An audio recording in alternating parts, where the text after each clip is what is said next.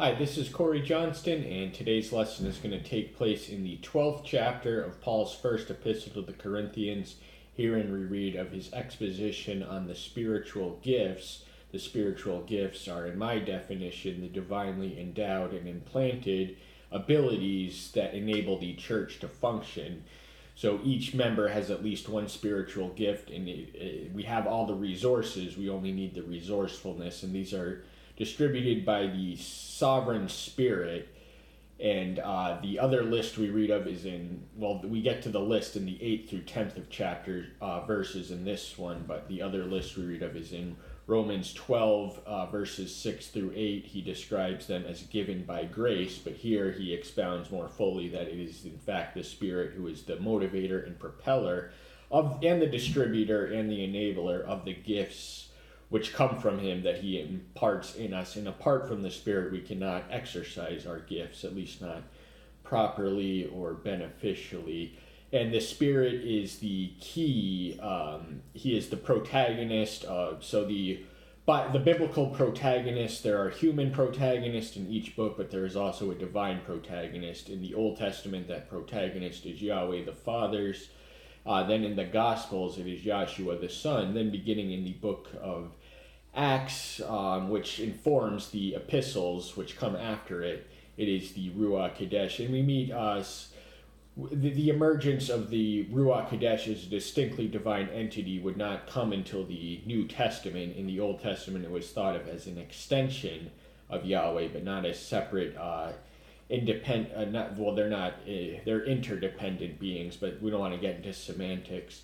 But in the New Testament, beginning with the baptism, we witness the Father's presence in his voice. The Son is there in present being baptized, and the Spirit descends in the form of the dove, and that is something distinct from the voice. Then the Spirit leads him into the wilderness, and there's some scattered verses about the Spirit, but it's really not until John's 14th through 16th chapter. This is the upper room discourse, the farewell sermon or lesson rather, that the Master imparted to his disciples. He describes in the 14th through 16th chapter, he describes the Spirit as ministering to the head. He is the Spirit of truth. He reminds us of the things that the Son already told them, and he has the gift illumination, and we'll get on that more eventually, hold that word.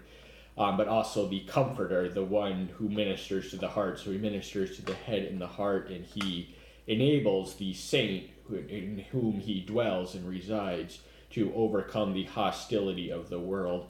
Then Luke sort of emphasizes him as the essential ingredient for effective evangelism, beginning with the promise of the Spirit in Acts 1:8, who comes in Pentecost some 7 days later or 10 days later, and then the evangelical explosion of the Christianity from the temple in Jerusalem all the way to a tricontinental movement, which would eventually turn the whole world upside down. But Paul, he speaks of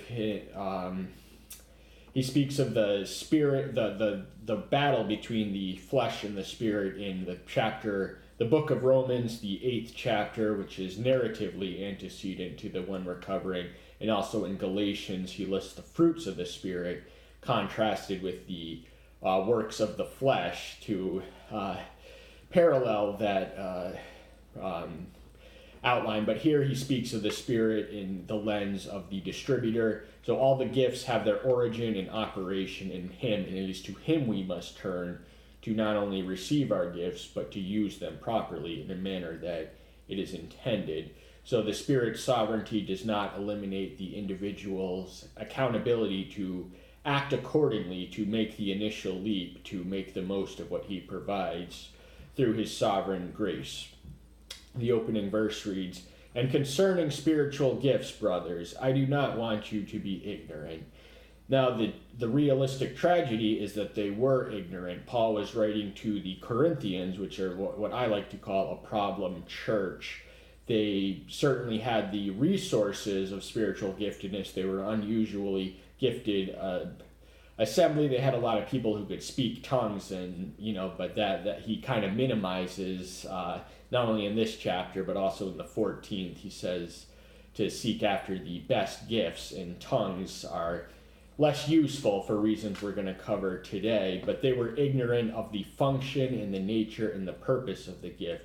They were using it to exalt themselves as spiritually superior beings, holier than thous, because they could speak tongues, and they were just lifting themselves up, but they weren't edifying others. So they were ignorant of the gifts, where they came from. A lot of them just took it for granted. They didn't acknowledge or thank or even seek counsel from the one who gave it to them. You know that you are Gentiles, led away to the dumb idols, even as you might be led.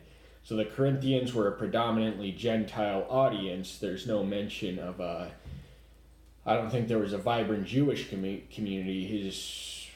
Maybe 98% of them were Gentiles, and as such they would have been worshippers of dumb idols. Idols cannot speak, they cannot move, they have no life in them and they have no power except that which is imagined to them, who bow down in reverence and worship and serve, worship the idols and serves the one they allegedly represent, which so they had this inanimate, lifeless, meaningless, empty religion, and then they had spiritual gifts which came from these dumb idols that they were talking to and receiving no answers from. Suddenly they were struck by a truly divine entity working in their lives, and they didn't even realize who or how or why they were being so visited, and Paul sets to clarify that confusion. Therefore I make known to you that no one speaking by the Spirit of Elohim says Yahshua is a curse, and no one is able to say that Yahshua is master except by the Spirit, the Ruach Kadesh. So the surest sign of one who is abiding in the Spirit is they will not blaspheme or curse Yahshua, because there is no resistance or disharmony between the Spirit as a being and Yahshua as a being. So it is a contradiction of the will and the direction of the Spirit to use one's mouth or heart or mind in that direction, because anything that is inconsistent with Elohim is not of the Spirit, and it must necessarily be satanic or something else. But say Yahshua, now that the correct confession is more than a merely verbal one, although the affirmation or the conceptual affirmation does come from the Spirit. There is such a thing as saying it without meaning it, because what does the Master tell his audience near the conclusion of the Sermon on the Mount? That many people who said, "Did I not preach and prophesy and cast out demons and perform all the miracles," all the stuff we're going to read about in the verses which lie ahead, and he's going to tell them, "Depart from me, ye workers of iniquity, I never knew ye." So it's one thing to say it, but it's quite another to mean it, and the Spirit will give us the ironclad, burning conviction that our confession is correct, and we know what we say, we mean what we say, we know what we mean, and we know what we say. There are different kinds of gifts, but the same Ruach.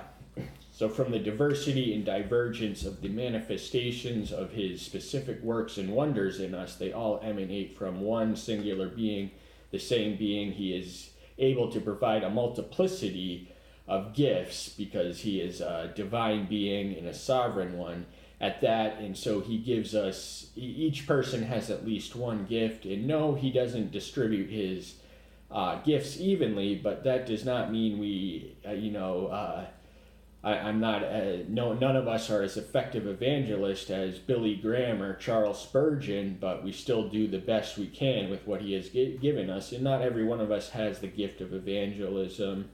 There are different gifts, but we shouldn't beat ourselves up for not measuring up to more proficient saints than we are. No one's ever, it's going to be a tough act to top for Mother Teresa for the gift of works, just for that one. But the important thing is he touches us in different ways, but it is still the same one touching different people in different ways at different times in their life. But the the paradox of plurality in unity is apparent throughout this verse, and its living operation, the principle in operation. There are different kinds of services, but the same master. So the gifts also influence and inform what offices are held in the church. So usually a minister is one who is adept at the gift of preaching or prophesying, which are more or less synonymous, synonymous, if not exactly identical, certainly interchangeable terms. We'll get on that when we get to the list itself. But the services in the, obviously, deacons usually have helps. That office is authorized in Acts 6:5, I believe. But all of our services, we all serve the same master, and any individual who starts to treat their church as their private property or possession, that one has to go, because he is self-serving and not serving the master. So you have to have the mentality of the servant to be entrusted in leadership, and no matter how exalted you are in rank in whatever church, whether you're the Pope or anything else, you must remain submitted to the same master, the same as the lowest and humblest saint. And there are different kinds of workings, but it is the same Elohim who is working all in all. So the word all means that he touches not only different people in different ways, but at different locations at any given point in time. And so the plurality within the unity is once more manifest. Different workings, same, singular, one only exclusive. Elohim, and he's the one working all in all, because his miraculous fingers can extend anywhere in the world at once. And so this Spirit is an omnipresent being. He's living, he's in my heart right now, but there are certain conditions you must meet in order for him to come to you. So I don't want to, say he's everywhere at once automatically, but I don't want to deny that he is capable of being everywhere else. So he is supreme, he is sovereign, and he is omnipresent. He's an invisible being who is not subjected to the parameters and limitations of time and space, and so he can exist in several different people all at once, and working different wonders in different people, but it is the same being working the wonders in them. And to each one is given the manifestation of the Ruach for profiting. So this is the purpose of gifts. They were missing the meaning of the gifts. The gifts were not to put themselves on a pedestal, but the gifts were a manifestation of the Spirit. That was the Spirit working in them and through them and around them. And but it was for profiting, and that can mean edification, so that has the collective in mind. It's not an individual profit. We do not, if a gift is given at the expense of someone else, and it is not really a gift, and the gift is given to us to give to others. They are not for our benefit or enjoyment, but they exist to edify and heal and uplift the collective and the assembly. For to one is given a word of wisdom through the Spirit, and another as the word of knowledge according to the same Spirit.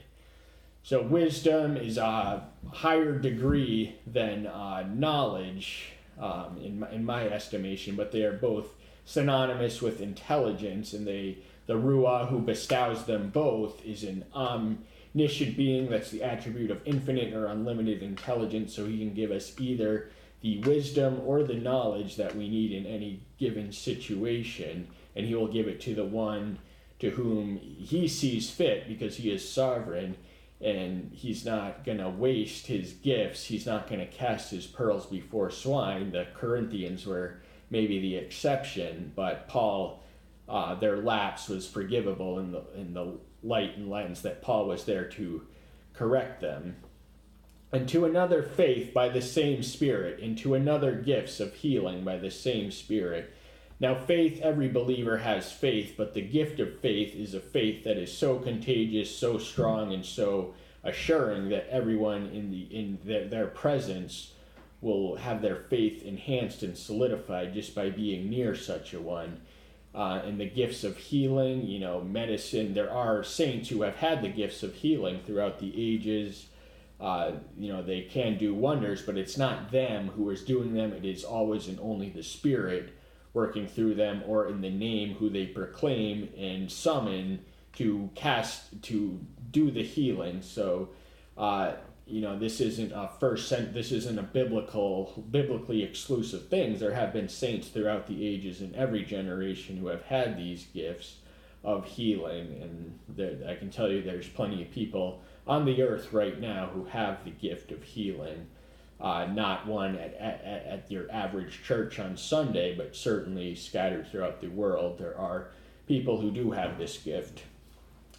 And to another operations of powers, and to another prophecy, and to another discerning of spirits, and to another kinds of tongues, and to another interpretations of tongues.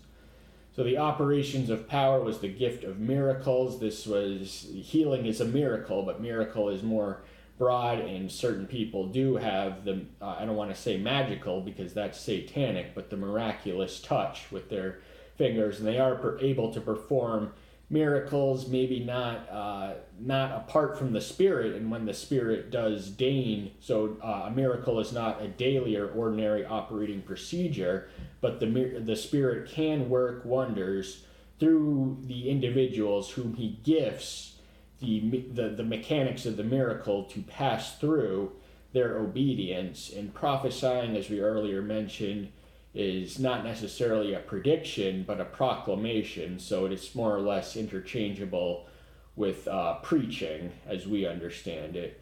The discerning of the spirits. Now, there were different spirits, and John, the Apostle John, writes in the first epistle, 4th chapter, 1st 1, test the spirits to know whether they are of Elohim or whether they are of anything else, because anything else is of an evil or unclean spirit, and discernment is the ability to have that healthy discrimination to differentiate between the good and the bad, and to treat them and respect them accordingly. And tongues were more first functionally essential this was before the age of the Rosetta Stone in the 1st century Mediterranean. From Pentecost, the faith was able to expand instantaneously to a pan-national assembly, cross-cultural, all across the world, through the gifts of tongues, which said things that made sense. People without prior knowledge of a language were able to communicate things that could be heard and interpreted by others, and certain people did have the interpretations of tongues. This completed the speaking of tongues. You had to have someone who could interpret it, and this is at the bottom of the list of things. So remember, in the 14th chapter, but we only got one more verse to cover in this one. But one and the same Spirit works all these, distributing to each one individually as He intends. So once more, it's the plurality and unity. All these, every single one, owes its operation and its origin, and it emanates from the one and the same, eternally the same Spirit. And He is a sovereign being, and He distributes. He gives the gifts which we can behold and use to each one as He intends. So it is for a will and for a purpose. If you have any of these gifts, it is for a purpose, and you need to seek Him out in counsel and prayer and ask Him what you can do to take it to the next level. But I did do a tutorial, a topical lesson. I believe it's entitled Corey Johnston, How to Identify, Cultivate, and Develop Your Spiritual Giftedness, or something to that effect. But that's all the time we have for today. Thank you so much. I'm so glad to see you. Take care until next time. I'll see you then. Bye-bye.